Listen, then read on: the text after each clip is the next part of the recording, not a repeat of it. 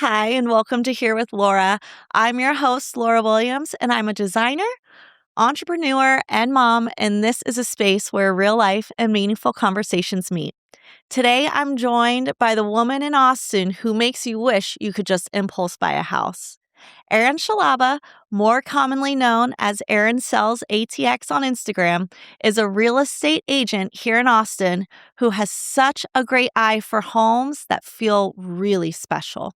She's known for finding those character-filled properties and helping her clients not just to buy a house, but really understand the value and make smart, confident decisions. Erin's path to real estate is anything but traditional, from corporate finance in New York to stand-up comedy, which makes her perspective so refreshing and real. I can't wait to get into her story, the Austin market, and some very entertaining behind-the-scenes real estate moments. Erin, I'm so excited you're here. Erin, I am so happy you're here. I'm so happy to be here. It's been a journey. I know. To get to this couch. I know. We've had a morning. Life as a business owner is just the way it goes. But let's kind of go back to your beginning. How did you get into real estate? I mean, like I said, it was unconventional. You did stand-up comedy, so you're a performer, which is also, for anybody who looks at your Instagram, can tell that you've got personality, which is fun. I love that. You did finance, which I don't see. I'm sure you're a numbers gal, which is good for real estate. But like, you wouldn't know. How did you get here? We slipped that under the rug. Yes. Thank you for having me. Always wanted to be a part of the fabric of Austin. Yeah. And a part of, I wanted to have a life that made sense, where the output that I put into this world actually had a real return. And for years, I was working to figure out what that looked like. So I grew up on the East Coast. Where did you grow up? East Coast, Florida. Oh yes. Wait, we're in Florida. I grew up in Orlando. Okay. Yeah. Cool. How about you? Oh, I grew up in New Jersey. Okay. Like Orlando, but not at all. The Garden State. Yeah. And I went to school in upstate New York. It was freezing.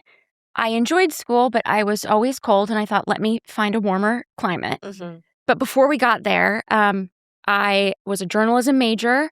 I knew that I wanted to create something. I got offered a job in journalism, and the pay was $15 an hour, no benefits, after a college degree. And you're like, oh. I was like, I can't even afford to commute Yeah. on that pay. And so I kind of started thinking of different ideas. And long story short, I ended up as a data analyst in the financial district. Okay. I did data for a PR company, and my clients were healthcare based. Long story short. I'm sorry, was this in New York City? This was in New York City. So life is very expensive there. I lived in New York City too. I don't know if I've shared this with you tell me. before, but I lived there for 5 years. Did the grind. I was eating ramen at night because it's like that's all you can afford, and you do what you got to do. So I can't even imagine being paid $15 an hour because I was dying at what I was being paid. Yeah. Where in the city did you live? Well, first I was like right behind Lincoln Center in like these very small apartments right on the Hudson River. Sounds fancy, but like I could touch the wall with my toes. Actually, you know what it was? Is I had like a piano that I brought up with me from Florida and I had it at the end of the bed, and you could actually like play the piano with your toes. I couldn't, but like accidentally I would sometimes. Yeah, you'd roll over and be like, yeah. But no, that's where I was. But I ended up in Queens. I lived in Astoria because I needed more space and I needed more money. Queens is super in my pocket. cool. Yeah, I loved it.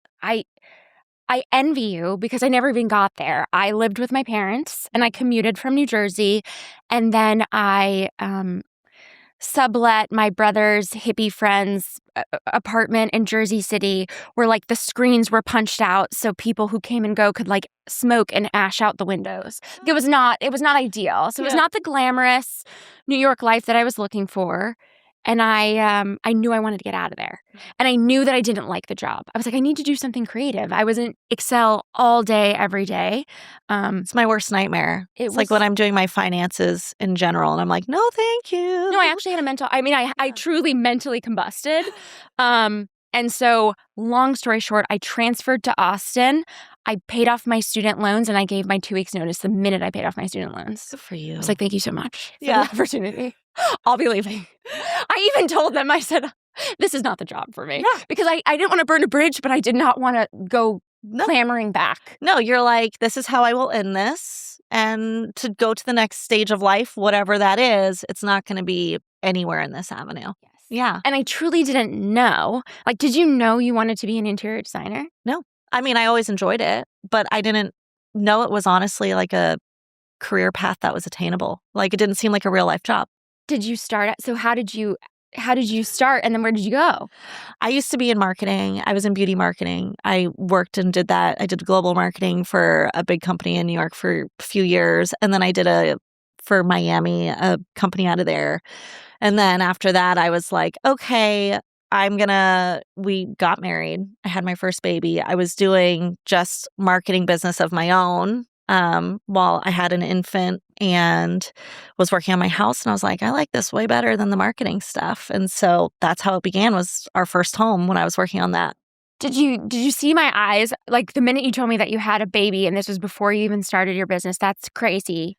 Because I am in the throes, right? I'm 36. I'm like, do I have a child? Can I work this job and have a child? So I would like to talk to you more about that. Yeah. I love talking about that. Yeah. I'm so... We'll table We it. digressed. We'll get back to it. We digress. So tell me, you moved to Austin. Moved to Austin. I left the job. Yeah. I knew I literally, after I quit the job, I did a 1-month intensive outpatient program at Seton for perfectionists.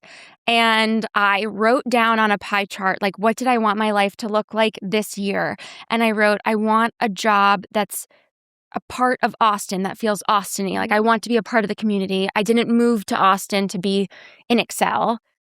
And I want to work somewhere beautiful, and I want to be able to have hobbies.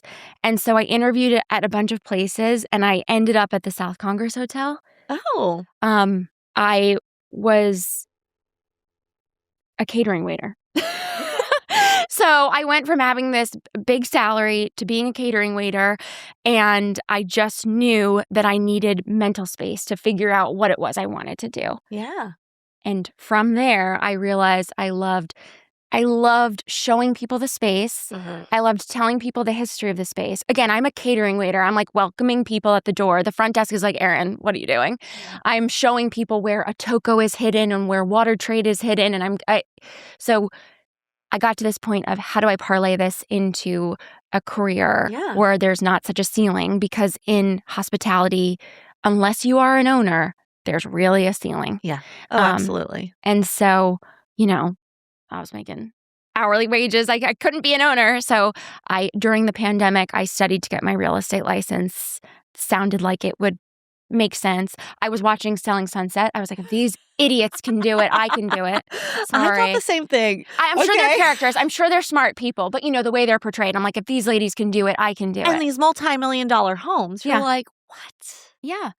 And I was thinking, too, should I go back to school? But the only thing feasible was for me to do, do I be a therapist or a realtor? And I went realtor. And now I'm technically both because I talk to people all day about their problems. Literally. Yes. So, okay, so that's how we got here. Yes. You are in such a unique place, though, with the types of homes that you sell. You're not selling the builder grade home in the suburb down the street. Like, you are selling the top sellers in Austin that are like, I mean, I said in the intro, you make me want to impulse buy a house if I could.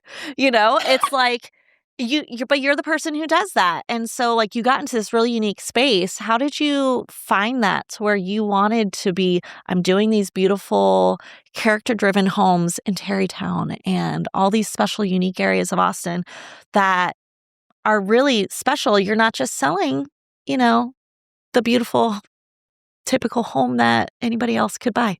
I appreciate that. It was born out of true passion. Like, there was no plan to do this. Okay. What happened was I was an agent. I didn't have any clients. I'm not from Austin. And I would go on these tours and I would go into a beautiful home and I would look around and have heart palpitations. And I was like, I need someone to know about this. And the price is actually good. I need them to understand where this is. And so I just started making these videos to kind of get the word out. And simultaneously, as I was doing that, I was also working luxury open houses. Okay. And so it wasn't just the video content. It was kind of the fusion of the two. The fusion of the two, because I was in the field every weekend, gathering real-time data, seeing what buyers liked, understanding what was a diamond in the rough versus just, a spec house. Yeah. So, yeah. No, that's amazing. I feel like, and this is actually, something really special. I feel like your personality is what helps things to go further too, because you're very likable, as you can tell on this conversation. This is not fake. This is real. But you're just like a very nice, normal person, and you gain people's trust quickly. And I feel like that's such a huge part of real estate. And what are some things that you do? I mean, you've mentioned to me that your clients feel like family, and I love that. What are some things that you do to ensure that like things go smoothly? They have your trust for a reason, and they aren't just a number to you, because I've worked with realtors before. And I feel like a number, to the point where my husband and I are like, we can just do this ourselves. Like, right. And you don't make it that way. Something that you just said is so important. I think a lot of the general public feels that they can do it themselves. And I understand why. There are some basic tenets of negotiation that I feel like we kind of all have.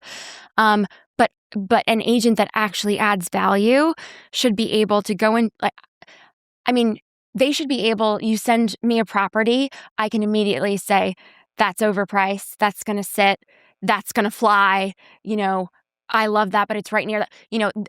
I believe when it comes to a buyer's agent, the buyer's agent needs to be the dream killer. We need to be the one poking holes. You need to be the one falling in love. Yeah. So as a buyer's agent, my job is never to sell my clients a home. It is to make them aware of the risks of buying that home. And that's kind of, I don't know. I feel like that's the opposite mindset, right. Because you want the commission, right? Is that how that works? I think that I would. So this is when it gets, and this is me this being is when it like gets juicy. No, devil's advocate. This is so good. I want, I love this career. I want a great review. Yes. I want to be referred clients. I want to know that if I have to sell this house in 3 years, I can sell it for either the same or more than what we purchased it for. And also, I know that anytime clients are placed in a home, if something goes wrong, they're going to call me. So I am like risk mitigation. Yeah. that is the hat that I wear.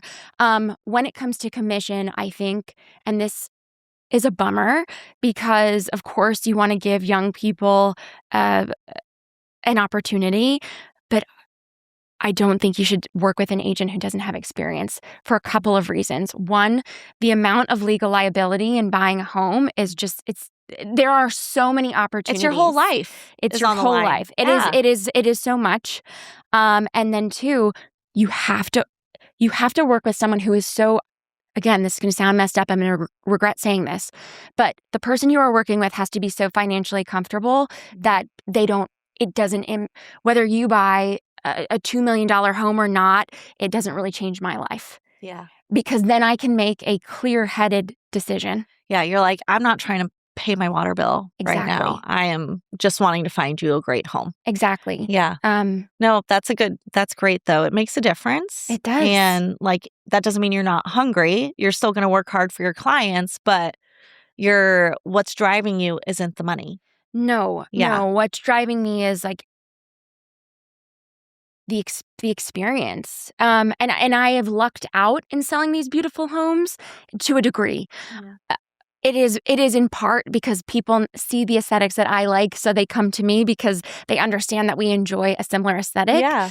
But also because oftentimes, if a home does have an X factor, it's a bit more of a solid investment because I know that someone else is going to, if we can see that X factor, when you go to sell, someone else is going to see that. Whereas the home that's been sitting for 150 days, it's either that way because it's overpriced or because something's weird with the layout. And this is the perfect bridge into talking about what you do, because the finish out and the layout, the way that the light plays in the home, the way that the home functions, that is what sells a home. Yeah. Not me. It's when someone goes in and they feel, well, it's when someone goes in and they feel, again, when we're talking about sell side, completely different. And that's another conversation, but just talking about buyers. Right? Yeah. So, because I'm selling homes. When I'm listing, I'm selling that home, and I'm making all of the case for selling that home. But but those are two different job functions. Okay, so then let's shift gears then into that. Talk to me how your brain kind of changes into what you're communicating to your clients, who is selling their house, who wants to sell it for top dollar, what you're conveying to the other realtors who are coming and looking at it. And that process, because if they want to come to you versus somebody else, what are they going to get out of, coming to you to sell their home versus another realtor? Thank you for asking that. That's a nice, I get to do my soapbox here. Yay! So to me, I believe that there are many fantastic agents in Austin. Truly, to trade real estate, luxury real estate, and make a living, you have to be a smart person. I think that agents don't get enough credit. So anyone who's selling over $20 million a year, that's an intelligent person. They know what they're doing, and you're probably in good hands. I think for me, because I am not originally from Austin, because I don't have any pre-existing contacts. Again, I came into this industry having been a catering waiter. So my friends did not live in a fancy home. And it's not like I got to just call up my network. No, a lot of the beginning of anything is who you know. Exactly. And it's like, if you don't know anybody with money, you're in trouble. Or you have to get creative. Yeah. And or be radically transparent. So that has been my MO from day one. It has been radical transparency, and I speak to my clients as if they are my friends, or like I mentioned to you, like they're my brother, or like a fellow industry person. If I am calling a fellow agent, I'm like, did you see that home go up? Can you believe that price? I'm saying the same thing to my client. There is no, I'm one way with agents and one way with clients. And I really like to demystify what this whole process looks like. So we have a private market in Austin. The first thing I do when I get people, when I have a Zoom conference with potential buyer, we got to go back to sellers. I don't know why I'm on buyers, but when I go back to buyers, is I say, I want to demystify the private market with you. Let's screen share. All it is a database. I love that. I just want, so when it comes to selling a home, if I'm going in on a listing appointment, this translates in the sense that I am never going to pitch that we can get an obscene price. I'm always going to be honest. And I have lost many a listing that way because I've said, I just think you are shooting yourself in the foot if you go up at this price. And then with that... Because you never want your house to sit for a long time. No. It's a scarlet letter. Days on market is a scarlet letter. And when you, especially if you're proud of your home, I always tell my clients this, you want people to walk in your home and go, oh my gosh, I have to have it. This is it. What you don't want someone going in, okay, it's nice, but $2 million? Okay, what are we getting for $2 million? Where's the, that those two experiences are so different. And frankly, I believe the former is even more enjoyable for the seller. You want, as a seller, to see people so excited for your home. You want people in the door. So, absolutely. I don't know. I don't even know what I'm saying. No, but that's great. I mean, honestly, so we have a few properties that are Airbnbs and other, in Florida. And we've gotten to the point where we're like, it's just kind of a headache to have them. We don't, so we put them on the market and everything. But the houses around there are listed high. So we're listing high as well. We're like, I bought this for a quarter of that. Is it worth it? I would look at closed comps. I know. I would look, don't get too caught up in the active comps. That's true, because they're active for a reason. They're active for a reason. So look at your closed data. Yeah. And I'm curious, is it a neighborhood that's very homogenous, or do all the homes look very different? Very different. Very different. Okay, that's more challenging. So that price per square foot data kind of goes out. And you're an interior designer, so I can only imagine that these homes are gorgeous. So pretty. I love them. But it's just one of those things where it's a lot of headache. Oh, I'd love to look at that. And my sweet husband handles it. I don't handle it anymore. I was. And then I just got too busy with my business, and he's like, I'll take it on again. And I'm like, okay, great, thanks. I don't typically work with clients who do Airbnb. Oh, really? So in Austin, if I have a buyer and they say that they want to do an Airbnb,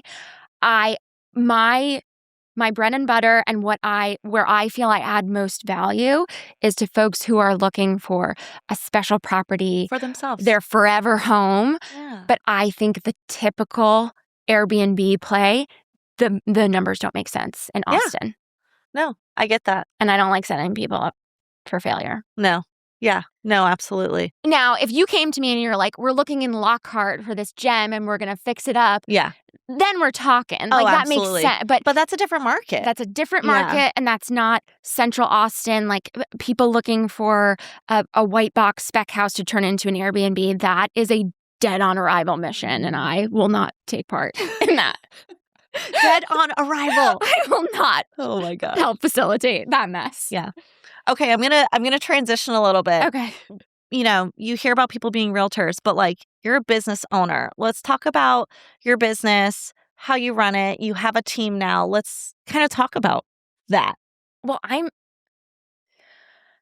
need this chat because I feel as though it's really only been probably 2 years since I've been very successful. My first 3 years, it was the build phase. And then now I've experienced 2 consistent years of success. I'm on year 3. Congratulations. Thank you so much. But my life has changed so much. The demand for my business has changed so much. And navigating that has been, no one can prepare you for it. Everyone online talks about go for your dreams, how to build a business. And then it's like you make it. And then you're like, oh my gosh, there's no playbook for this. Yeah. I have no time to even see my boyfriend, let alone go on coffee dates for someone to pick my brain, which is nonsense. I am just like, you cannot pick if you call me if you have a question, but I can't do a coffee pick brain session. I'm sure you get that all the time. A lot. And it's like, shoot me an email. I'll email you back, but do a voice note. Well, and you're trapped. Your time is precious, and it's like you really have to be thoughtful about if you're not working, what are you doing with your time? Do you like to exercise? Okay, when are you going to do that? 5 a.m. It's like that's the time I have to do it. Okay, so otherwise I don't do it. So I aspire to be you because the reality. Be careful. No, you don't understand. You got up at 5 a.m. like a capable adult, and you have a child. I am childless, unmarried, have a boyfriend of 5 years. We both own our businesses. So we are just like, go. And we're like, when do we do that? Yeah. When do we do that? Yeah. So it is, what is today? Wednesday? Tuesday. I think today's Tuesday. So it's Tuesday. Last night, I worked until about 9:30.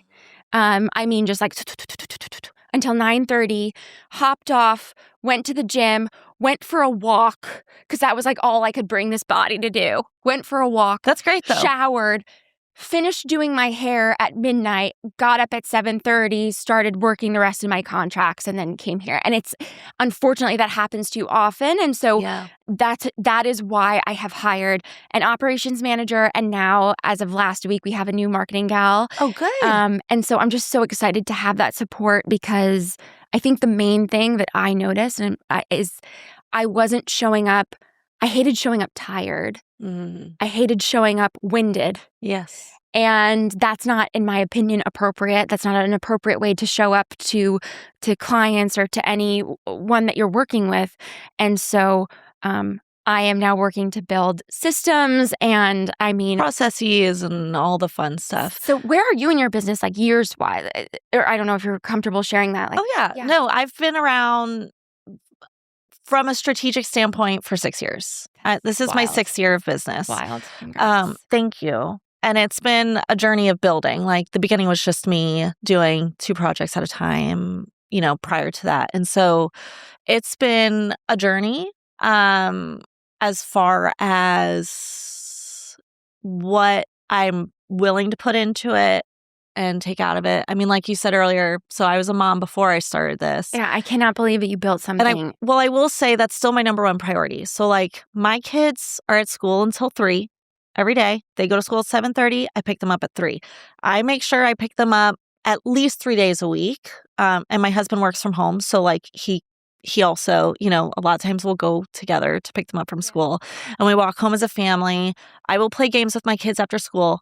I will take them to their after school activities. While they're doing jujitsu, I'm on my computer. I get to watch them take some kids down, but I'm answering emails that have come in for the last hour and a half, And then, but like I schedule my calls and my meetings unless there's something that needs to happen in the afternoon. I do it in the morning because I have until 3. If I can't get something done by 3 p.m., well, I don't know. We'll figure it out, But like then I put my kids to bed at 7:30 and I'm back online and I work until I feel comfortable to start my next day so I don't wake up in the middle of the night going, which still happens. I mean, Saturday night I was up in the middle of the night. I'm like, why? Why? This is ridiculous, So I put a little show on my ears and like Friends or something and fall asleep because it distracts me. Oh my gosh, there's so much I want to talk about. Which I know is not healthy. My husband's always like, try your breathing techniques. I'm like, shut up. No. I don't want to hear that. No, I don't say shut up. That's not very nice. I don't think in my head I say it though, but I don't say it to him. When you are a high functioning business person, you need like silly TV or books at the end of the day. Like to just like unwind and let yourself drift off. This year for me, it's been Southern Charm. I have watched from season 1 and like every night I look forward to Southern Charm. People are like, what are your hobbies? I'm like, oh, honey, I watch Southern Charm. It's just Southern Charm. That's it. That's all I do. Yes. I think it's almost refreshing to hear. It's like your children are keeping you accountable. And I think that because I don't have this child that I'm living for, there are times I don't hold myself accountable to like staying in this time block or You're 100% correct because otherwise I would work through the clock. Yeah. And I wouldn't, like maybe I forget though sometimes like, oh, I need to stop for a meal or I just always have snacks with me and I eat on the go and Chomp bars are my best friend. I have little protein bites and those are things that I'm just like living on.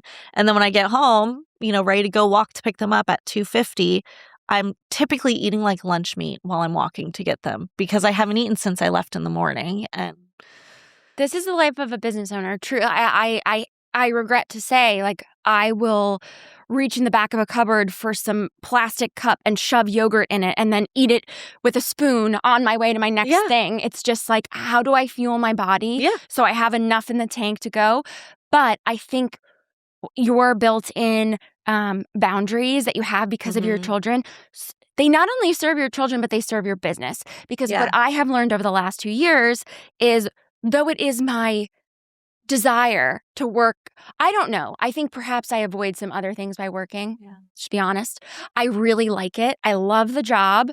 I feel accomplished when I do it. I feel like I'm helping people. So it's very easy for me to say, like, why would I exercise this morning? Like, I've got things to do. Yeah.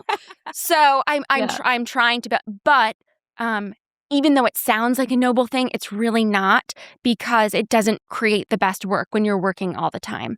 I really do, especially for creative, and I'm sure you feel this way too. I need more mental space for creative. I've actually found that my creative process this year specifically has been stagnant because I don't have enough time. Like I used to just like go for a walk and then be like, that would be so hilarious if we did that. And like I don't have as many of those moments because I don't have the downtime. No, girl, you're speaking my language. Yeah. No, I was just talking about this the other day to a friend because I'm like, how am I supposed to be able to produce something that I'm proud of and excited about if my brain doesn't have a chance to open up?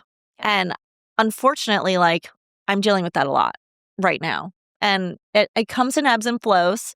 But I totally get it. And honestly, the only way to allow it is to just like slow down for a second, like give yourself a block where you're like, I'm not. And if the creative juices aren't flowing, okay, shift to something else, create a new block, you know? And famously, the most well-known founders, they have baked in that creative time and that downtime. Yeah. And that's why delegation is so important.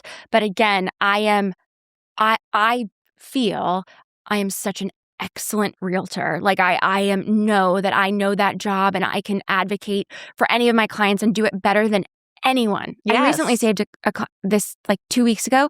I saved my client $500,000. Like I am so good at leveraging the data and also being respectful in my presentation. Yeah. And I love the job. Being a business owner is a different beast for me, and I am learning, and I am very upfront with my clients. Like, this is new to me. Delegating is new to me. And I do really have a lot of trouble sometimes asking for what I need. Yes. Because I want my employees to feel like amazing. I want them to love the job. I want this to be a fantastic experience for them. And so it's very hard. I am finding that balance, and I'm learning how to. Yeah. And it's every like day. delegating what you want to delegate off of your plate is the hardest thing to do. But because, I mean, I'm a designer. I should be designing. Like, that's what I should be doing. But since I'm a business owner, I am having to do all of these very boring, annoying things all the time that have nothing to do with making a home beautiful or, you know, bringing an idea to fruition for this wonderful family that I adore. And I just want them to have a special house, you know? Yep. So, when I was creating my team and we were talking about like team members that you have, it's like first I was giving them the design projects and then I'd say, okay. And then once you come up with a concept, I'll look through it and approve it. And then I realized that's not what I'm here for. No, like you want to do the job. I want to do the job. Yes. Yeah. So I've tried to rework it and also have, you know, other members of the team doing those tedious things. And I'm finding more of a balance now. But I still have weeks where I'm like, I haven't designed anything. And it's just also, you know, the ebbs and flows of the projects where it's like, well, now we're in construction. So like the creative portion's a little less there. Right. But I mean, it's just, you feel it and it's like, I need to create something. And then that's typically when I like go into my house, I'm like, I'm going to rearrange my shelves.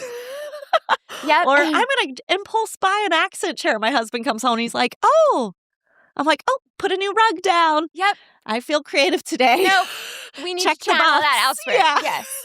Yeah. And it's very hard as a business owner to know where you should be as a figurehead. Yeah. So I'll give you an example. In real estate, you know from Selling Sunset about brokers opens. Oftentimes in Austin, we do these caravan tours where there are several homes on a tour, and maybe one of my listings will be on the tour. So I have had full spirals this year specifically. Am I welcoming everyone at the door, or should I be on the caravan to look at all the inventory so I can report real-time data to my seller as well as preview for my clients? Yeah. When will I have an opportunity to do that? But I want to be there. And you're only one person. And I'm only one person. So I am still figuring that out because I do need to see the inventory. It's what makes me good at the job. I don't want to let go being good at the job, but I also need to transition. Like I want to be more of that public facing. I'm trying to boil it down to like what my job should look like every day. And obviously it's a work in progress. Well, you know what you need is a clone. No, truly. That's the only solution here. Truly. And Copy and paste of you so one person can stay back. And I want to be too conscious of the fact that it's like I'm hiring a real person to help me. yeah. But I'm not able to pay them as much as I make because I need to have money in the pot for the business, Of course. and to pay them. Yeah. So it's just this interesting cycle. But so I'm always conscious of, well, this person isn't making that much. So I don't think I can ask them, like, it's not that they're not making that much, but this person isn't making X. So perhaps I can only ask them why, because X would be I really struggle with that because I want things to feel fair, but shoot, do I need more help? And so, we're refining that process for sure. Yeah. And it just takes time and honestly, probably trial and error for you. with what you're doing and is it best for you to go on these tours? And can your ops person maybe be the person that's back there and just answering questions? What's going to get you more not bang for your buck, but what's going to move the needle more for your business? Probably going and touring those homes. And for my clients. Yeah. It's because, so even today, so after this recording, we have a showing, but I also have 100 other things on the docket. And I want to be the one opening the door for my client, but I'm going to be there this weekend hosting the open house. So maybe if I have my assistant open the door, it is truly, I think what I want to stress to the people, to the viewer, is that it is not like, oh, I don't want to go, I'm sending my assistant. It's like, where can I be that's going to have the most impact for my clients? I take the job really seriously, and I want to talk to you about this when you're designing. I really do feel the weight every single time that this is the foundation of someone's life. Yes. Either the funds selling their house that are going to be used to move on to their next step, or purchasing the home. This is where they're going to be. I take it so seriously, and I feel that no stone can be left unturned. Yes. How do you design? I agree with you. I think the hardest thing is when we're working with a budget and what people are wanting to spend. Sometimes people, though, which is, people would say, that's a great thing. They want to spend more. But I'm like, what's your home worth? Are you trying to sell your home in a few years? Don't put that money into this. We need people like you. But we can make it beautiful by not doing that. And you're going to see much more return in your future. It drives me crazy. That is, I can't thank you enough for that, because we have so many sellers coming to us saying, I invested so much in my home, but they purchased in 2021 at the height. Yeah. And then they invested a premium, but we're really still selling at 2021, 2022 pricing. Yeah. And that is a really hard position to be in. And that's sometimes where we do try to leverage the private market or kind of like a guerrilla marketing campaign. Sure. But you can't, every neighborhood has a bit of a ceiling. And there are exceptions to the rule, but it's a hard thing. Well, and I will say too, so I appreciate your consciousness of that. I will say, is this going to make your life happy for the next 5 years that you're living here?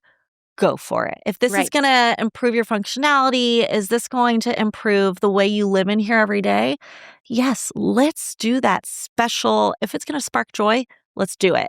But I don't want you to be angry when you're trying to sell it in 5 years. What you did there is perfect. I feel so seen by you saying that. In my business, I tried to emulate the same thing, which is, for example, if someone is in love with a property that is priced for a premium and it is probably going to sell, but they're going to be buying the most expensive home on the block. Mm-hmm. Like right now, I have someone interested in a property that really should be 1.7, and it's listed closer to 1.9. Okay. And we've worked every angle. There are other offers in the pot. So it's like, you're either going to pay this premium or not. And so to me, the distinction of being a good advisor is simply saying, this is what it is. If you want it, you can have it. If you'd like to live here for 5 to 10 years, fantastic. But I can't guarantee we're going to get this return. So long as you know that and you're okay with that 100 to 200K differential, go for it. Yeah. Exactly. It's all about, so long as they know and they fully understand. And that helps your conscience. Yeah. And it helps them, because some people, it's like, okay, it's like 200K different. I hate to say it, we work with a lot of wealthy folks.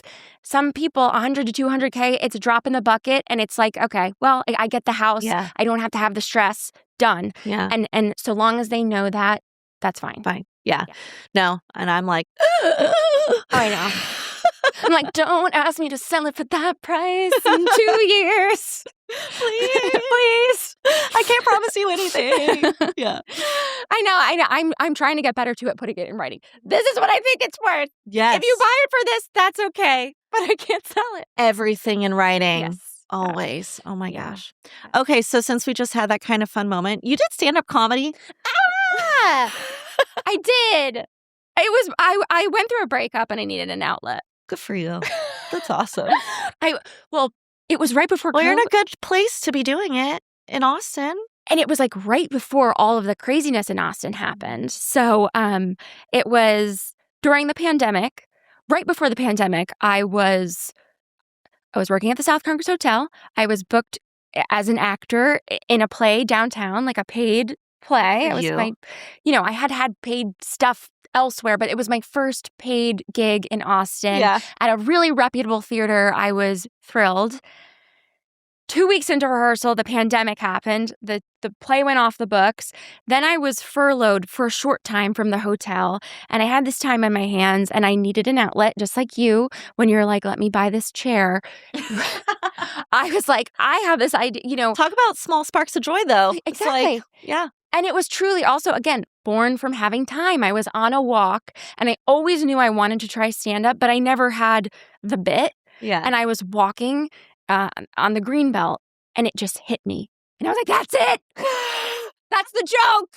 I could talk about this for at least 5 minutes. And so I ran. I think I remember I ran back to Barton Springs and sat on a bench and just started writing it.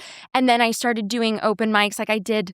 I don't even know if is Opa still around. I started doing open mics at Opa, and then I did whiskey. I got a paid job at Whiskey Tango Foxtrot, and I did Rosie's, and I did all these things.